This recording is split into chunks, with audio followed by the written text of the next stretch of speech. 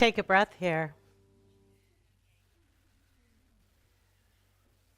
Take a breath again. Place the hand before the heart. May I live, may I love in a holy, holy way.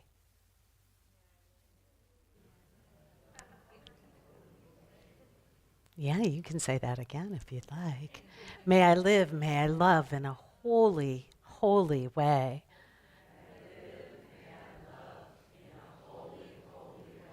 Good morning. How y'all doing? Yeah. Hey, you guys. Hey, Richard. Good to see you. Wow. I invite you to look around. Let a smile come upon the face. And give a wink, a nod. Let the eyes behold the individuations of spirit that are all around you. That something wonderful and magnificent is indeed happening. And it is this expression of love as we commit to live in a holy, holy way. So many threads are informing this conversation today, and I get to pull them all in the hopes and prayer of a beautiful tapestry of a message that comes through. And so may I be self-emptied and God-filled. May I be self-emptied and spirit-filled. Because of my own self, I have no clue how to do this. And of your own self, you probably have no clue how to love in a holy, holy way. Of a separate self. Of a self that believes itself to have an identity separate from God consciousness. I remember when I was called to ministry, oh my goodness gracious, I was like, who, me?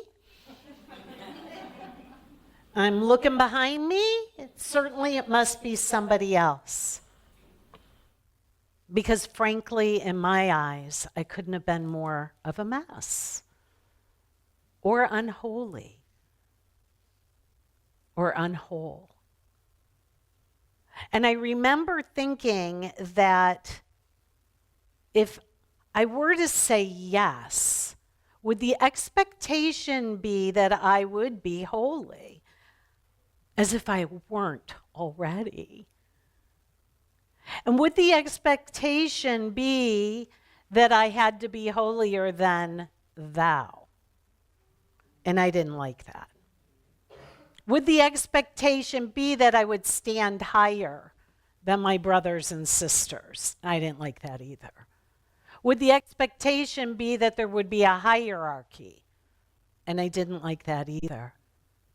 And wasn't the expectation that I'd be male or be a man in order to stand up there? Because that was the model that I had. And that even in this great state of Virginia is a place where we burned women like me not that long ago.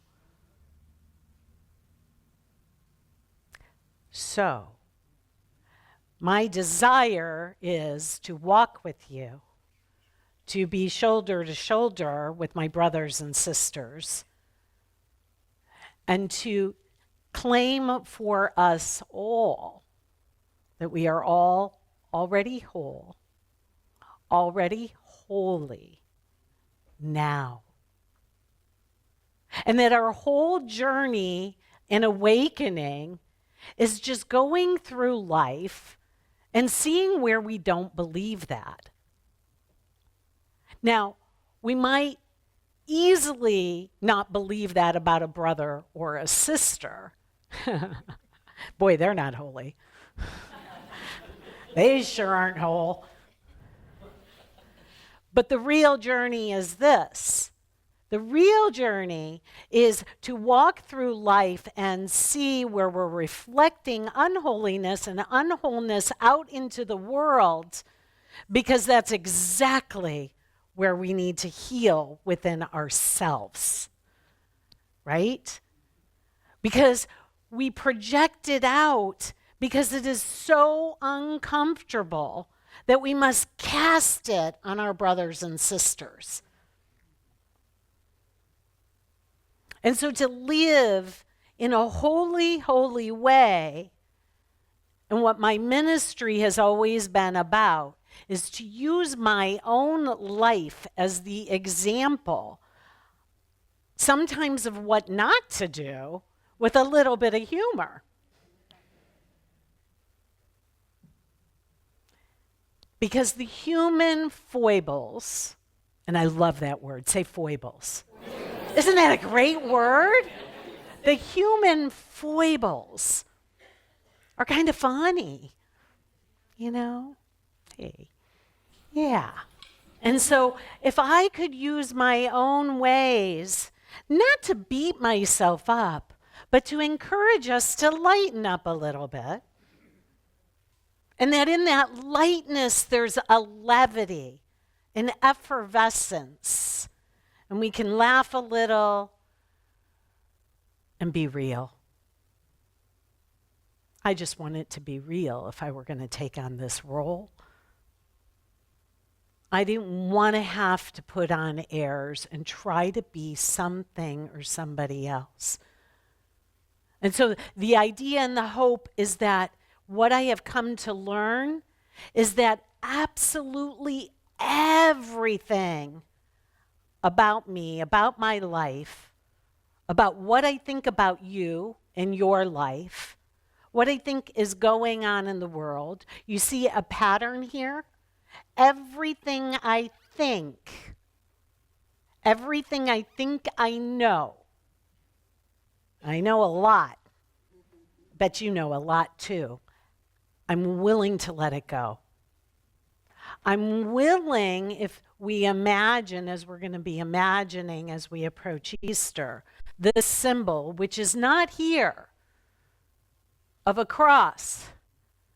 I'm willing to put everything from my past that I judge, that I regret, that I wish were different, that I'm proud of, that I'm ashamed of, and I'm willing to place it here. And everything from the future, all the things I might have anxiety about, the things that I wish to be true, the things I vision and dream, I'm going to place here. And this is the heart, the altar of the heart. We are in the month of February, the month of love. And as we began to discuss since the beginning of the year, that love points the way. That love points the way. And there are principles of law that make it work. And we've been talking about those.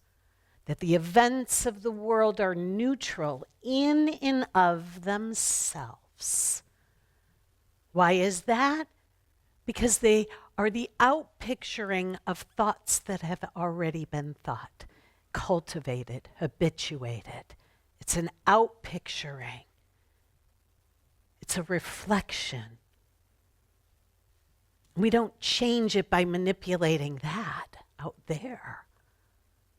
We change it by going to source. Our thoughts, our focus, our attention. Where am I placing my focus, my attention? Because the thoughts that I think habitually and that we all think together collectively tend to coagulate into form. We're always going back to cause. This is not cause. It's in the can, already done. In and of itself, it has no power. It's the storm we were talking about last week. The storm in and of itself has no power. We create and make the storms of our experience. Yeah, when we're in it, we're going to feel it. But we're going to pause and take a breath and go back to cause, back to source, back to thoughts, back to attention. And we're going to go into the sanctuary of our soul and utilize the faculty of power that was from our reading, which says that our power is that we have an innate ability to choose our thoughts and feelings. The reading said we have dominion. I remember decades ago being at Agape International, sitting across from the goddess of spiritual practitioners, Reverend Kathleen McNamara. And I remember her telling me I had dominion over my thoughts. And I said, get out of town. I do not. I can't help the way I think. And I believed it. I believed it. We have dominion over our thoughts, over our attention. And there's lots of distraction out there, my beloveds. And last week we talked about moment by moment, thought by thought, questioning what you think and what you think you feel. And not necessarily buying it as the gospel truth. And to begin to question it and to pause and to take a breath and to take these thoughts, everything we think we know, everything we think we need, everything we think, and bring it to the altar of the hearts.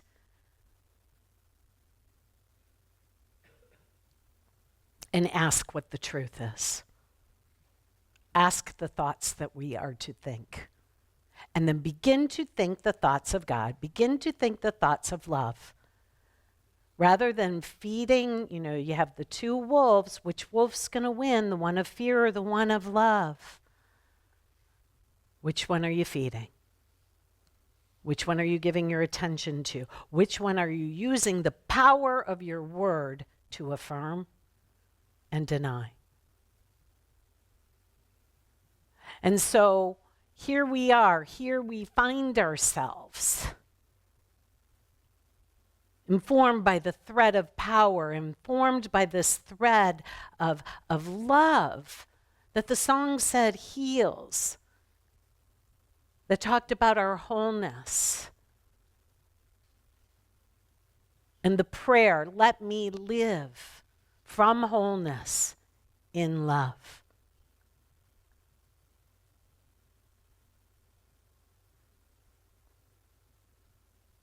Let me surrender my thinking, my personality, everything upon this altar of love, this altar of the heart.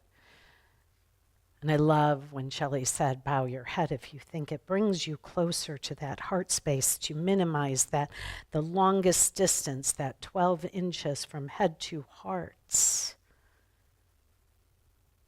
That even the intellect that we love so much, even the intellect that is a wonderful faculty, but is useful only when it is surrendered to love as well.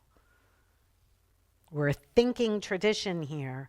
We must surrender our thinking to a higher thought system, the thought system of love.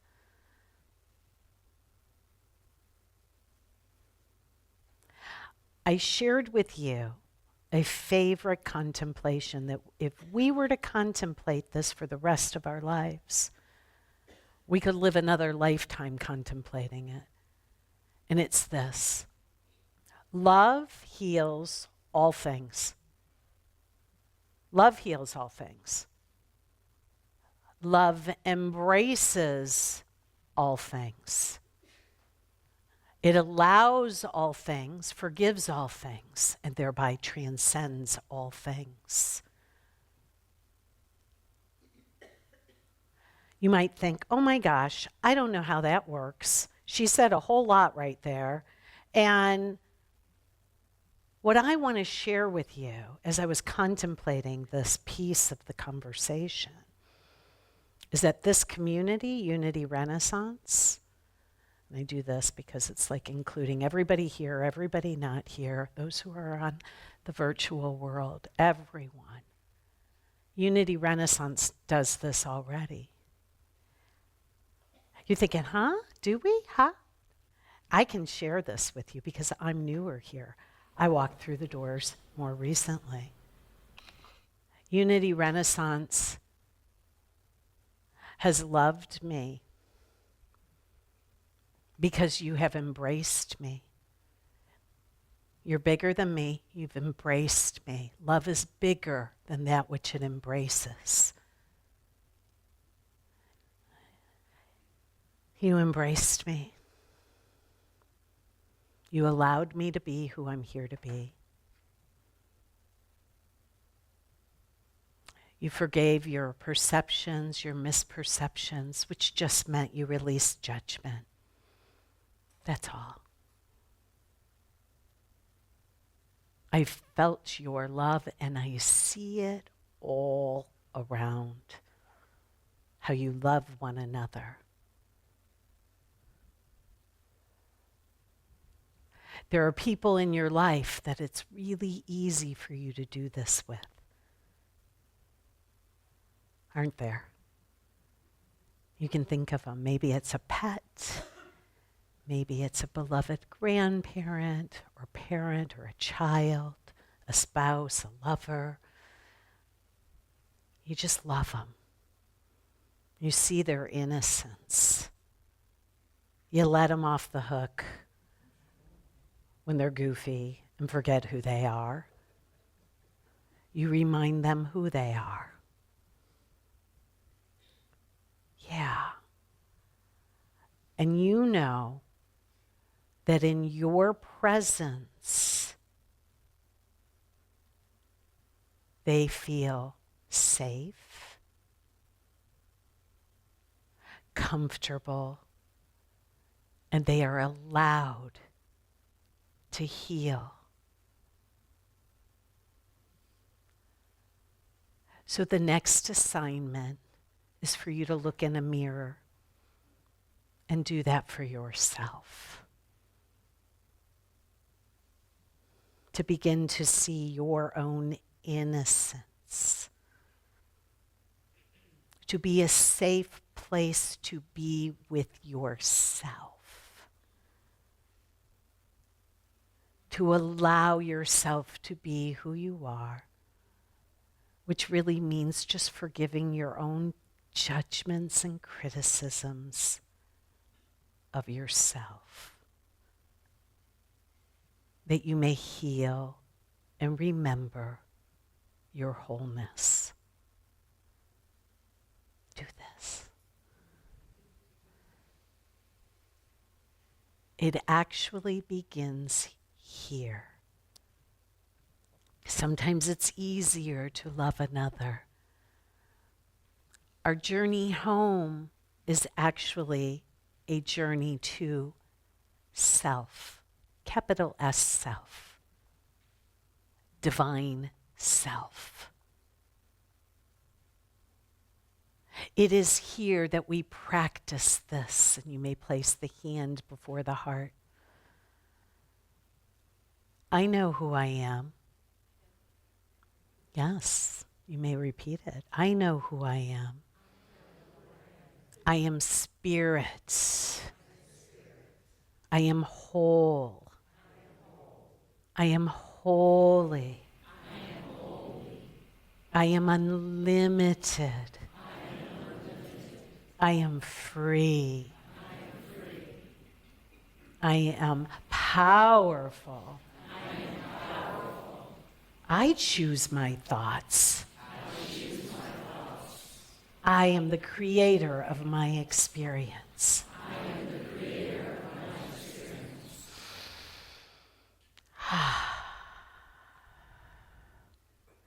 I know what I am.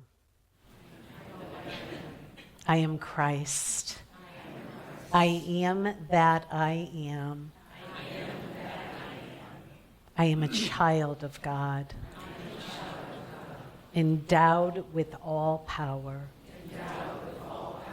of my Creator as I join with it, with him, with her, with beloved. Take a breath.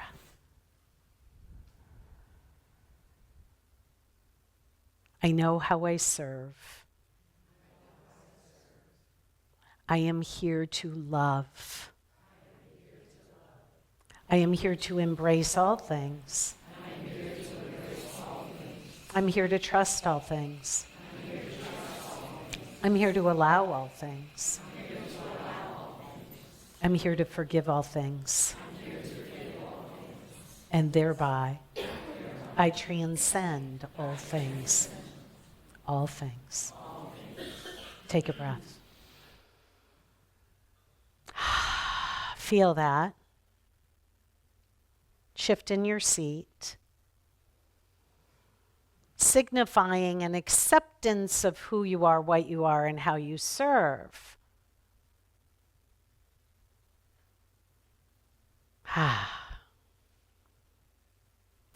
So when I was at Agape and I became a spiritual practitioner, we had a ceremony, and the ceremony went something like we were given a quality, we were given a name, we were given something that we were to dedicate our lives to. And then once we received it, we were asked to cross a threshold, and as we crossed the threshold, we were to speak the word. And so I received my quality, and I looked at it, and I went, right? Give me another. You ever done that? Only to find out it is this. And I remember I went and I crossed the threshold, and Reverend Michael Beck was on the other side receiving me. You know, my teacher. And I crossed the threshold and I went, powerful. Could you hear that? Neither could he. Remember I told you I had to do a lot of redos? That was one of them. He said, do that again. And say it like you mean it. So, I tried again. Do you know I've been doing that one ever since? I am powerful. I am powerful. Connect it with the throat chakra. Connect it with the idea that I have dominion over my thoughts and my feelings and my beliefs. Connect it with the power to utilize the word such that it shape-shifts my experience. And through prayer, shape-shifts those with whom I pray. Powerful. Each of you took on a word or a quality at New Year's. Or maybe you went to the workshop that was given last month, and you picked a goal. And here we are, it's February 9th, not that long ago. You picked a quality, you picked a goal, you picked a purpose for your year or your life. Do you guys remember what you got? Yeah? How's it going? Yeah? Yeah? Anybody forget theirs? Okay. Our practice is to embrace it, to love it, to allow it, to forgive ourselves when we seem to fall short of whatever that quality is, to let it inform us, to let it heal us, and to commit our lives to it, whatever it is.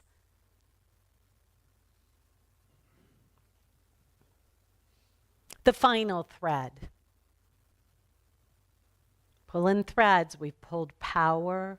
We've pulled dominion of our power. We've pulled whatever, that love's embracing who we are, what we are, our divine identity. And all of this is just restoring divine order. And then we have Dr. Howard Thurman. Let's pull that thread now and add it to this mix. Mystic. He was a mystical presence, predating, actually was old enough to be the father of Martin Luther King Jr. And that he came up through a time where he taught and preached mysticism of oneness and unity and communing with spirit, with God. And what sprouted up from that was a movement in form, individuations of spirit that then became the activators, the leaders of the civil rights movement. Dr. Thurman didn't march. He was the spark. He's the one who gave that spark and directed powerful people to go within first, to discern and distill what is theirs to do in the world. And the juxtaposition of that mysticism with the urgency of now, of Martin Luther King. We must act now. Now is the time. There's an urgency. Anybody feel an urgency to act right now? Yeah, and I'm not saying don't, but I'm saying we marry it with this mysticism, with this connection with the divine order, with this turning within, with placing everything upon the altar of the heart first, of questioning your best thinking, your best thoughts about your actions that you'll take in the world, and letting it be tempered and guided by love, which will assuredly point the way. Otherwise, as I said last week, we make a mess because we're coming from the mind of fear. But when we come from the mind of love, our action, our spiritual action, our social activism, our political activism, everything that we do in the world becomes tempered and divinely ordered by love. And look out, world, because something wonderful and magnificent can only come forth from there. When I come to a new church, the very first thing people want to do is they want to be out in the world. What can we do? And you guys are already doing that.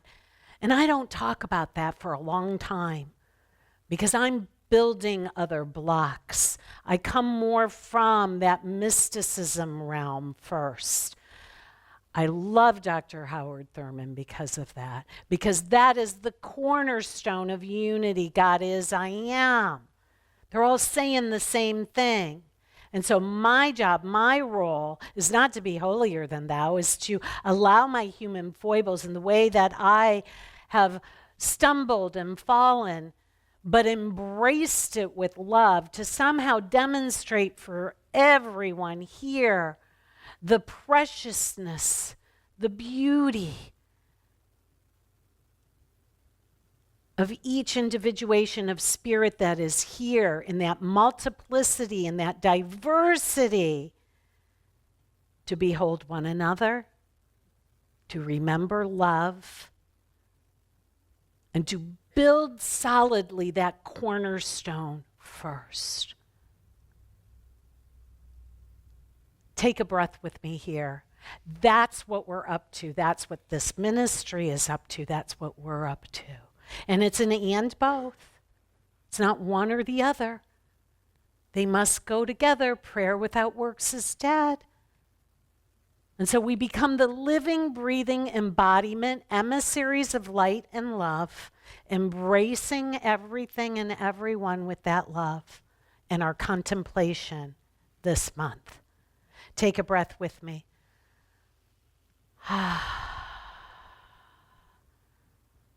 And so from this consciousness, placing the hand before the heart, I declare, I am the one I am waiting for.